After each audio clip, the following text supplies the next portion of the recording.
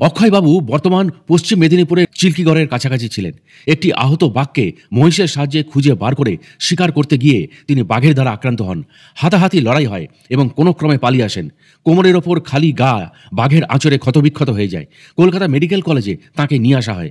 প্রচুর রক্তক্ষরণে ক্ষতস্থানগুলো পচে যাচ্ছিল, তবুও অস্ত্রোপচার করা যাচ্ছিল না। প্রথম 10 দিন অজ্ঞানভাবেই কেটেছিল। পার্শ্ববর্তী রোগী বলেছিল, অজ্ঞান অবস্থায় অক্ষয়দা জয়গুরু জয়গুরু নাম উচ্চারণ করেছিলেন। এইভাবে 3 মাস রাত্রে তিনি ঘুমোতে পারতেন না। একদিন গভীর রাত্রে তিনি দেখলেন শ্রী শ্রী ঠাকুর তাঁর বিছানার কাছে দাঁড়িয়ে আছেন। তাকে বললেন, কিরে, খুব যন্ত্রণা হচ্ছে? কিসের যন্ত্রণা? এই দেখ, আমারও শরীরে ব্যান্ডেজ বাঁধা। পরম দয়াল শ্রী শ্রী নিগমানন্দ ঠাকুরেরও সেই সব স্থানে ব্যান্ডেজ বাঁধা। ঠাকুর তাঁর যন্ত্রণা নিজের অঙ্গে ধারণ করে তাকে রক্ষা করবার জন্য তাঁরই পাশে দাঁড়িয়ে আছেন। শ্রী শ্রী ঠাকুর তার এই অধমাধম সন্তানের জীবন রক্ষা করে অদৃশ্য হয়ে গেলেন। মেডিকেল কলেজের প্রিন্সিপাল বলেছিলেন, তোমার এত তাড়াতাড়ি এই রকম উন্নতি হবে আমি কল্পনাই করতে পারিনি।